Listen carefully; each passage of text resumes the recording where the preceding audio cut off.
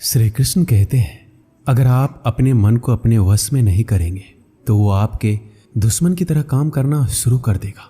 निर्माण केवल पहले से बनी चीजों का नया रूप है। कोशिश की जाए तो अपने अशांत मन को आसानी से नियंत्रित किया जा सकता है। इंसान नहीं, उसका मन किसी का दोस्त या दुश्मन होता है। जो किसी दूसरों पर शक करता है उसे किसी भी जगह पर खुशी नहीं मिल सकती। आपका निराश ना होना ही परम सुख होता है।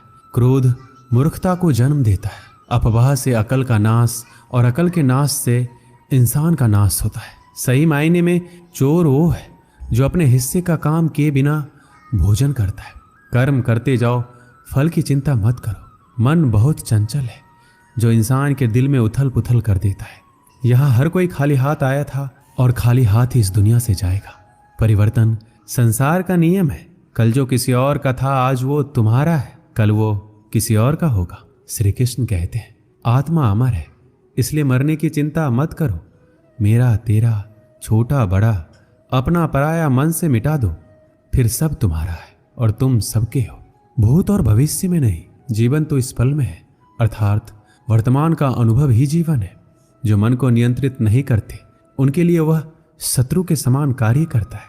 खुशियों में तो सब साथ होते हैं, असल दोस्त वही है जो दुख में साथ दे। सदैव संदेह करने वाले व्यक्ति को कभी भी सुख नहीं मिल सकता। क्रोध से भ्रम पैदा होता है, भ्रम से बुद्धि व्यग्र होती है, तब तर्क नष्ट हो जाता है। जब तर्क नष्ट होता है तब व्यक्ति का पतन हो जाता है। मन अशांत हो तो उसे नियंत्रित करना कठिन है, लेकिन अभ्यास से इसे वश में किया जा सकता है। जिसे तुम अपना समझकर मग्न हो रहे हो, बस यही प्रसन्नता तुम्हारे दुखों का कारण है। श्री कृष्ण कहते हैं, जो कोई भी जिस किसी देवता का पूजा विश्वास के साथ करने की इच्छा रखता है, मैं उसका विश्वास उसी देवता में दृढ़ कर देता हूँ। भगवान प्रत्येक वस्तु में, प्रत्येक जीव में मौजूद है। मैं ही इस सृष्टि की रचना करता हूँ, मैं ही इसका पालन पोषण करता हूँ और मैं ही इस सृष्टि का विनाश करता हूँ।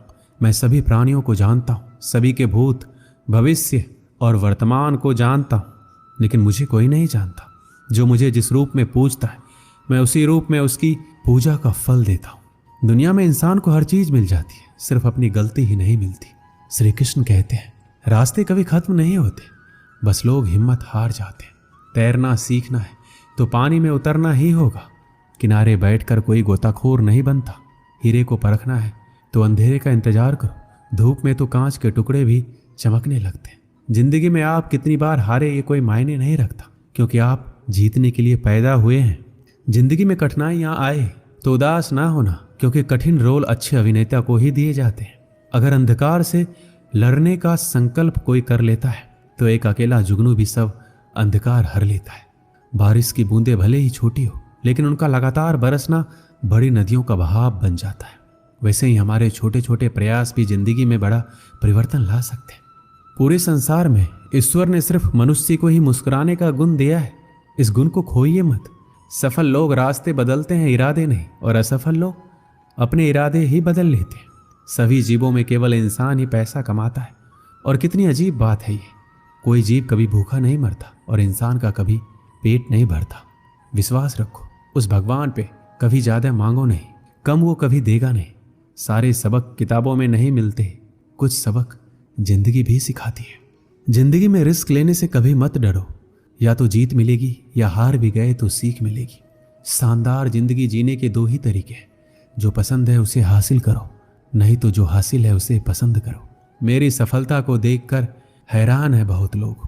किसी ने मेरे पांव के छाले नहीं देखे। अगर सफलता चाहिए तो कभी वक्त और हालात पे रोना नहीं। मंजिल दूर ही सही पर घबराना मत, क्योंकि नदी कभी ये नहीं पूछती कि समंदर अभी कितना दूर है। गिरते रहो, भटकते रहो, सीखते रहो, लेकिन कभी हार मत मानो। जब लोग आपकी नकल करने लगे तो समझ लेना जिंदगी में सफल हो रहे हो। कमाओ, कमाते रहो, और तब तक कमाओ जब तक महंगी चीज सस्ती ना लगने लगे। सिर्फ खड़े होकर पानी देखने से आप नदी पार नहीं कर सकते। जितना कठिन संघर्ष होगा, जीत उतनी ही शानदार होगी। यदि लोग आपके लक्ष्य पर हंस नहीं रहे तो समझो आपका लक्ष्य बहुत छोटा है। हुनर तो सब में होता है, फर्क बस इतना होता है किसी का छिप जाता है तो किसी का छप जाता है। दूसरों को सुनने के लिए अपनी आवाज ऊंची मत कीजिए, बल्कि अपना व्यक्तित्व इतना ऊंचा बनाइए कि आपको सुनने की लोग मन्नत करें। अच्छा काम करते रहिए, चाहे लोग तारीफ करें या ना करें। पहचान से मिला काम थोड़े बहुत समय के लिए रहता है, लेकिन काम से मिली पहचान उम्र भर रहती है। जिंदगी अगर अपने हिसाब से जीनी हो तो कभी किसी के फैन मत बनो। जब गलती अपनी हो तो हमसे बड़ा कोई वकील नहीं, जब गलती दूसरों की हो तो हमसे बड़ा कोई जज नहीं। आपको खुश रहना ही आपका बुरा चाहने वालों के लिए सबसे बड़ी सजा है। जिस दिन आपका हस्ताक्षर ऑटोग्राफ में बदल जाएगा, उस दिन आप बड़े आदमी बन जाओगे। अगर एक हारा हुआ इंसान हारने के बाद भी मुस्कुरा दे तो जीतने वाला भी जीत की खुशी खो देता है। यह है मुस्कान की ताकत। अगर आपको हर बार अलग अलग तरह के कामों में सफलता मिली है तो इसका अर्थ है आपने कभी कुछ नया ट्राई ही नहीं किया। किसी काम को करो तो लगन से करो, नहीं तो बिल्कुल मत करो। बड़े सपने देखने वालों के बड़े सपने हमेशा पूरे होते हैं। सपने सच करने से पहले सपने देखने पड़ते हैं। ताकत शारीरिक क्षमता से नहीं आती, यह अजय इच्छा शक्ति से आती है। एक पिता अपने पुत्र के क्रोध से अत्यंत विचलित रहा करता था। वह देखता था कि उसका बेटा बाकी सब चीजों में बहुत अच्छा है, बहुत आज्ञाकारी है, बहुत मधुरभाषी है, लेकिन उसे क्रोध बहुत आता है। और यदि उसे किसी बात पर क्रोध आ जाए तो फिर वह किसी को भी भला बुरा कहने में संकोच नहीं रखता था। पिता ने अपने पुत्र को समझाने का एक तरीका ढूंढा। उसने अपने पुत्र को एक सुबह अपने पास बुलाया और उसे कुछ कील से भरा हुआ एक डब्बा दिया। डब्बा देते हुए अपने पुत्र से इतना पूछा, बेटा तुम मेरी एक छोटी सी बात मानोगे? पुत्र ने कहा, जरूर मानेंगे, क्या चाहते हैं आप?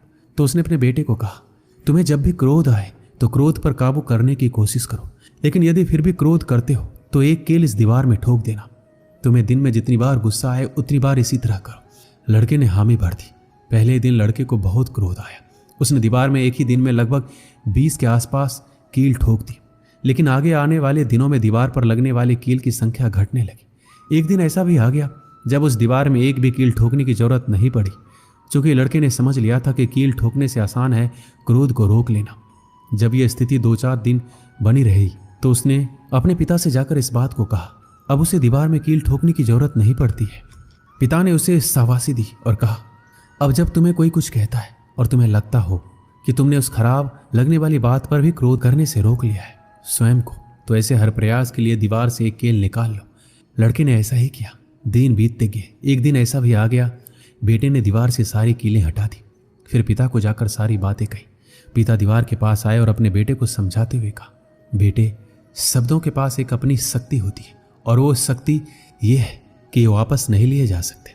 किसी को भला बुरा कहने के बाद तुम उससे लाख माफी मांग लो, लेकिन इन दीवारों में बनी सुराख की तरह घाव फिर भी बना रहता है। इसलिए किसी को भी क्रोध में कुछ बुरा कहने से बचो। बेटा अपने पिता की दी हुई सीख से गदगद हो गया। उसने आगे से अपने क्रोध और वचन पर नियंत्रित करने की प्रतिज्ञा ले ली। हमें उत्तेजना के क्षणों में किसी को भी अपशब्द तथा अप्रिय नहीं कहना चाहिए। इससे बनने वाला घाव 1000 माफी मांगने से भी नहीं भरता है। दोस्तों, सीखने की प्रक्रिया कभी खत्म नहीं होती। आदमी जीवन पर्यंत सीखता रहता है, कुछ अपने अनुभवों से, कुछ दूसरों को देखकर तथा किताबों को पढ़कर। मुझे पूरा विश्वास है इस कहानियों के माध्यम से आप जरूर कुछ सीखे होंगे।